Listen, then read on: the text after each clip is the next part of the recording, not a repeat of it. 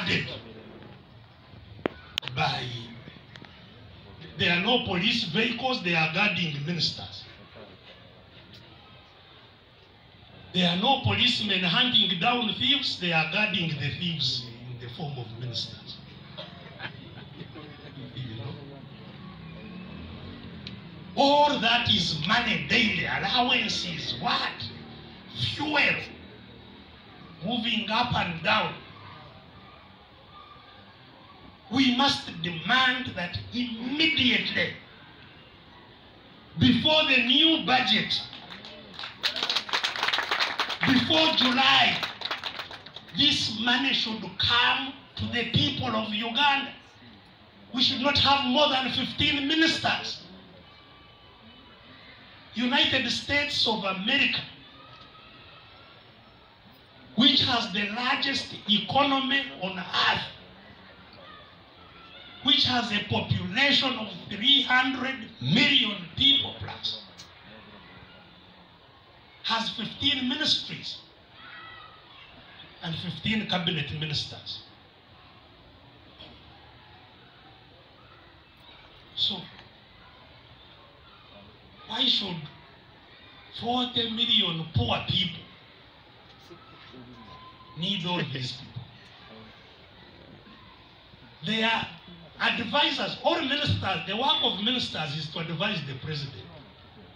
That's the work of a minister. But on top of those ministers, the president has presidential advisors, also on the rank of minister. Those are unaccountable. Also with vehicles, with what? You know, you look for the list. The last time I checked, they were 114, and they have, nobody is ever reshuffled or what. They keep on increasing. I don't know the number now, including the full figures and all these butcherman advisors with vehicles, with offices, with what, security guarding them. You know, this is absolute criminality. It has to end immediately. So Ugandans must demand that effective 1st July, our money is not used on these stupid things. It comes to solve the problems of the people.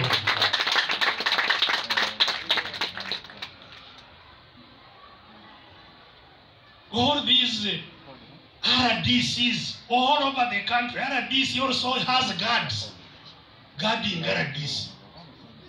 You know? And nobody even knows all these people. Even the ministers, if a minister walked on Kampala, nobody will know that this one is a minister.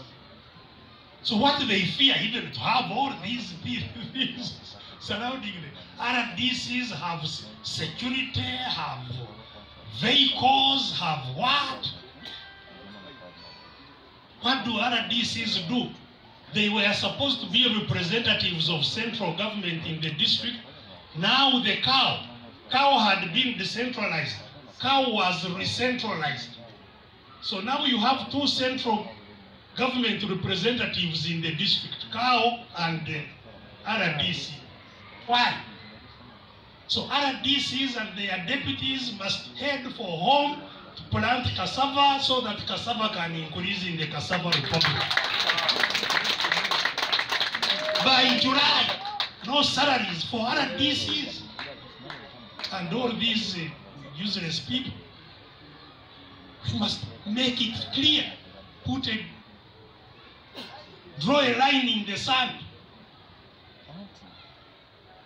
You know?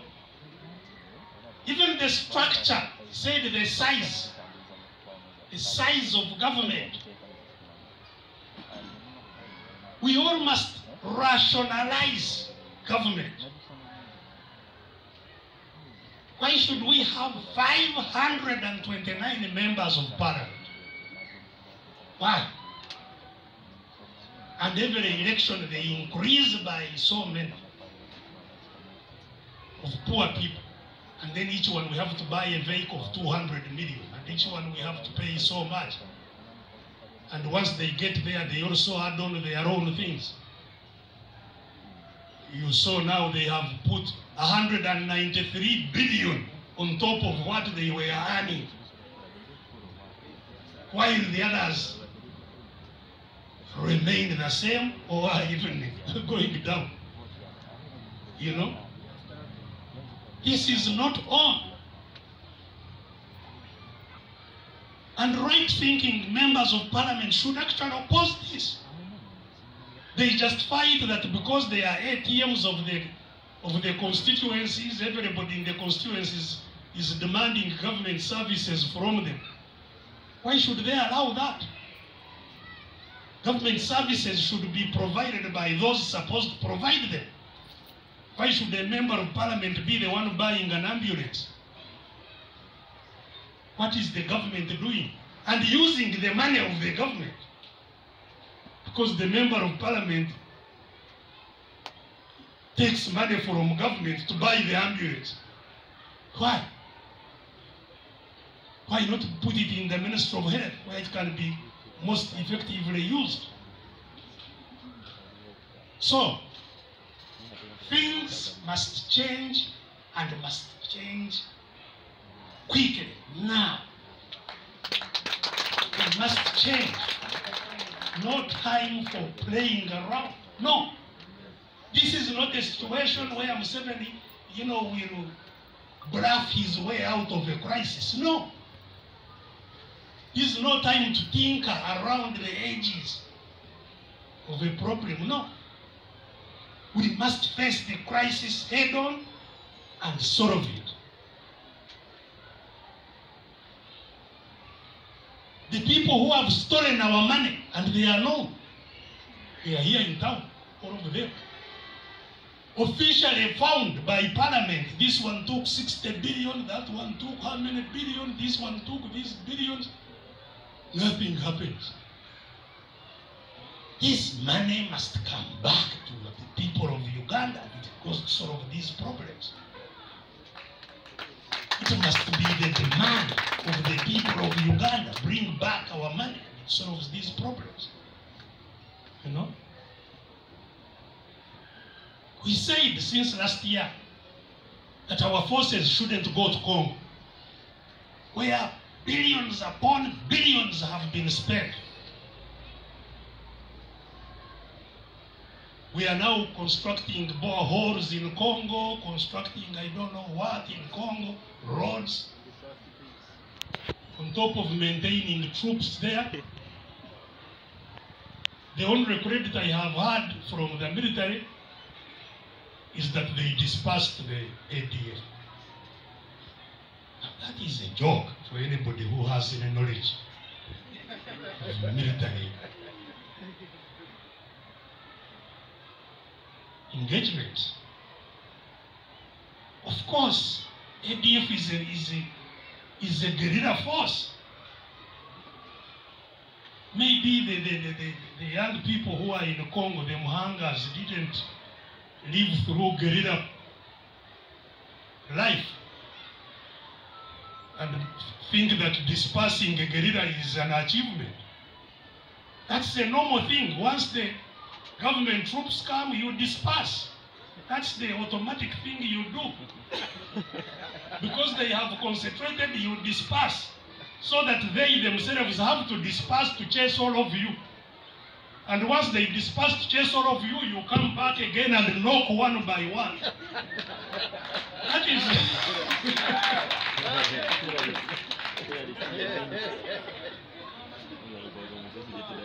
So you can't say, we have been in Congo and we have dispersed these people now. How is that an achievement? But even if it was, even if there was some achievement, at what cost? Because what drove those ADFs into Congo, if it has not been removed, even if you kill all of those in Congo, others will go there, if the cause is still there. Because those ADFs are not Congolese, they are Ugandans. So, internal conflicts must be resolved by resolving the causes. That's where the focus should be. So our money, we said since last year that deployment was at a time when there is a crisis of this nature was unconscionable.